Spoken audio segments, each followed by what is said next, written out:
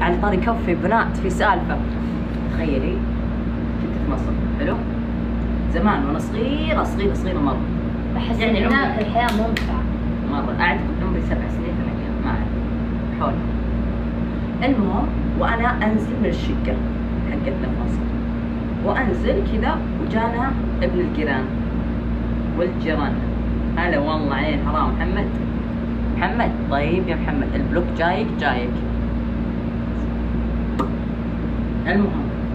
المهم نزلت من الشقة وانا طالعة كذا الا ويجي ذاك اللي حارش، اعتقد اسمه احمد. خلاص مين ذا؟ ما ادري. طيب محمد مين؟ تعالي هنا عشان تاخذين الشنب.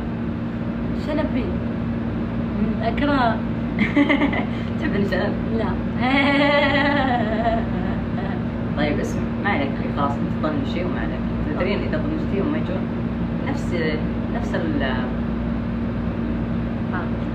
زبده. طيب قولي سالفة الكف. ايه بقول لكم، نزلت تحت ولا ابوي حارشني مدري ايش رجاله صح؟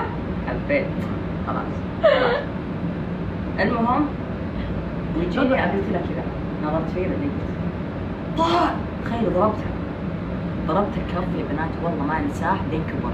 تدرون يوم كبر قسم بالله سافرت مصر وانا كبيره تخيلوا.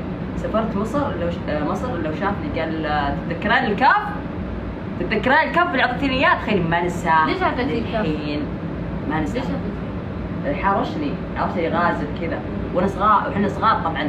هناك عندهم حتى الاطفال ما شاء الله جن حرفيا.